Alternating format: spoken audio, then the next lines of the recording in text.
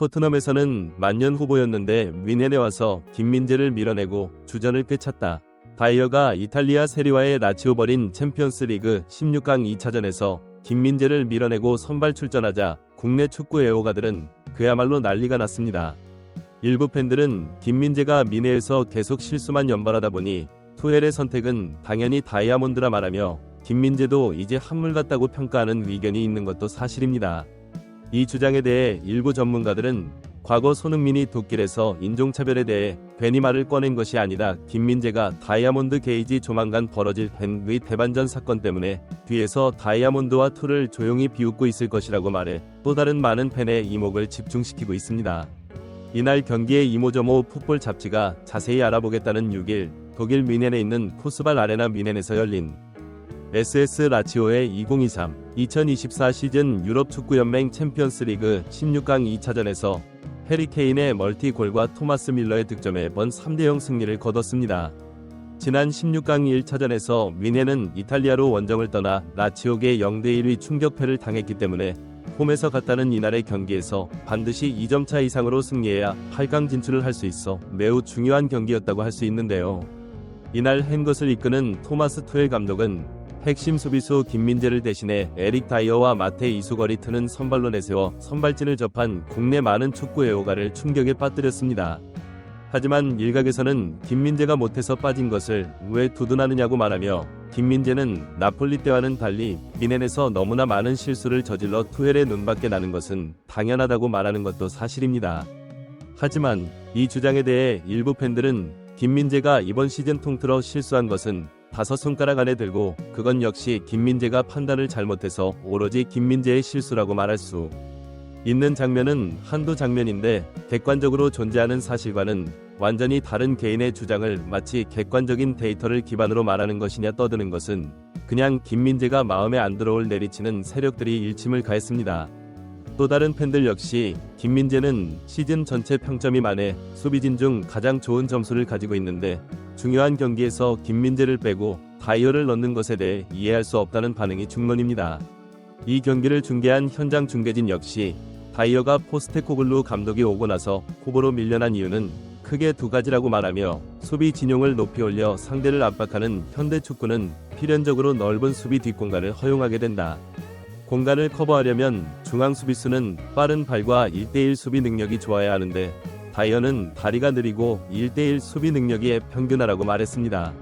중계진은 이어 다이어가 뮌헨으로 가서 주전 중앙 수비수를 꿰찰 줄은 정말 몰랐다고 위하여하며 투헤리가 중요한 경기에 왜 저런 선택을 하는지 이해할 수 없다고 말했습니다. 한 국내 유명 축구 전문 기자는 자신의 SNS만 현의 김민재의 의상이라 제목에 글을 올려 팬들의 관심이 증폭되고 있는데요. 이 기자는 독일 매체들 특히 빌트와의 김민재에게 이상할 정도로 박한 평가를 내리고 있다고 말하며 다이아몬드는 뮌헨이 내려앉은 경기에서는 그리 나쁜 활약을 펼치지 않은 것도 사실이라고 말했습니다. 그는 이어하지만 이 경기는 뮌헨이 라치오 떠난 원정에서 0대1로 패했기 때문에 2점차 이상의 승리를 가져와야 8강 진출이 가능한 상황이라 라인을 끌어올려 상대를 압박해야 하는 경기라고 말하며 넓은 수비 뒷공간 커버 능력이 현저히 부족한 다이아몬드를 선발 센터백으로 내세우는 것은 누가 봐도 합리적인 선택이 아니라고 분석했습니다. 그는 덧붙여 투헬의 이런 이상한 선수 기용은 그가 첼시에서 감독을 할 때도 그리고 도르트문트에서 감독을 할 때도 종일이라고 밝히며 바이에른 헨보드진이 이런 투헬의 이상한 선수 기용에 지친 것이 사실이라고 언급했습니다. 이날 경기에서 케인은 멀티골을 기록했고 토마스 밀러도 골을 기록 바이에른 헨것을 챔피언스리그 8강으로 올려놓았습니다. 다이얼은 이날 경기에서 무난한 활약을 펼쳐 소파스코어는 그에게 평점 73을 주어의 수치를 접한 독일 현지 매체들은 김민재보다 뛰어난 활약을 다이아몬드가 펼친다고 보도해 이 보도를 접한 많은 팬의 고개를 꺼리게 만들었습니다. 소식에 대해 일부 전문가들은 경기 내용의 세부 통계 자료는 다이아몬드가 거의 아무것도 하지 않아도 될 정도로 라치오가 엉망으로 경기를 치렀다고 말하며 라치오는 슈팅 숫자에서 24대5로 밀리는 경기를 했고 그 덕분에 에릭 다이어는 놀랍게도 90분 경기 동안 단 한 번의 태클도 없었고 공중볼 경합도 없었고 지상 볼 경합도 없었다 만연히 라치오 가지고 놓는 것이라고 말했습니다. 그러나 일부 팬들은 라치오가 정말 못한 경기인 것은 알고 있는데 왜 투엘은 김민재를 선발로 안 쓰고 다이어를 선발로 쓰는지 누구도 제대로 설명해주지 않아 답답하다고 말하며 이럴 바야 차라리 다시 나폴리로 돌아가든 아니면 연봉을 더 주는 이로 이적하든 해야 하는 거 아니냐고 목소리를 높이는 것도 사실입니다.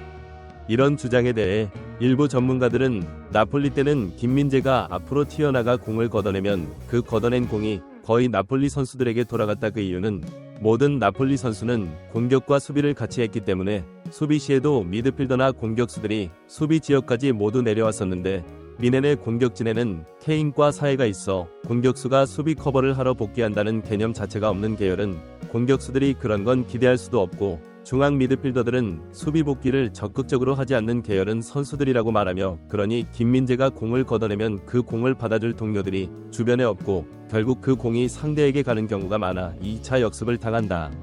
그래서 골을 먹는 걸 보고 자꾸 투엘이 공을 걷어내는데 문제가 있다고 김민재를 지적하는데 뻔히 그런 문제가 있다는 것을 알면서 공개적으로 김민재를 비난하는 투엘은 아주 비겁한 인간이라고 말했습니다. 또한 이들은 나폴리 때는 라흐마니 분업이 아주 잘 됐었다.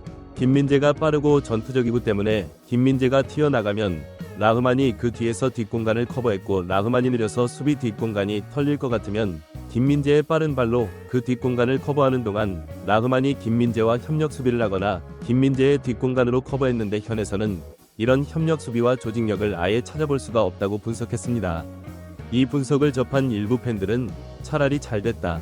김민재는 5회 혹사를 당했으니 벤치에 있으면서 다이아몬드를 선발로 내세운 투엘이 어떻게 망하는지 지켜보는 것도 흥미로울 것이라고 비꼬면서 이제 얼마 남지 않은 임기의 투엘이 한 것을 완전히 난장판으로 만들려고 작정한 것 같다고 조롱했습니다. 일부 팬들의 이런 주장이 설득력이 있는 이유는 해리 이번 시즌을 끝으로 헨리 감독직에서 해임되고 때문인데요. 이미지 헨 보드지는 현재 전 세계 축구계에 높은 관심을 받는 레버쿠젠의 사비 알론소 감독과 접촉을 시도하고 있다는 보도가 독일 현지 매체에서 슬슬 나오고 있습니다. 일부 팬들은 김민재가 벤치로 내려간 사실보다 더 열받는 것은 다이아몬드가 한 것도 없는데 만년이 8강을 가면서 다이아몬드가 매우 뛰어난 수비수처럼 독일 현지에서 평가받는다는 사실이라고 말하며 투엘이 경질되는 순간 다이아몬드는 김민재를 밀어내고 주전을 꿰찼다는 기쁨도 잠시 다시 벤치로 돌아가게 될 것이라고 주장했습니다. 이들은 이어 김민재는 쉬면서 미넨이 어떻게 망하는지 보기만 하면 된다. 사비 알론소 정도라면 다이어와 김민재 중 누가 더 뛰어난 공격수인지 가늠하는 것은 쉬울 것이라고 말하며 비록 김민재가 벤치에 있지만 속으로는 웃으며 투엘키 다이어를 비웃을지도 모르는 일이라고 밝혀 많은 또 다른 팬들로부터 큰 공감을 얻었습니다. 구독, 좋아요, 알림 설정은 매일 더 나은 영상 제작 열정을 타오르게 합니다. 이상 풋볼 잡지가 엔브라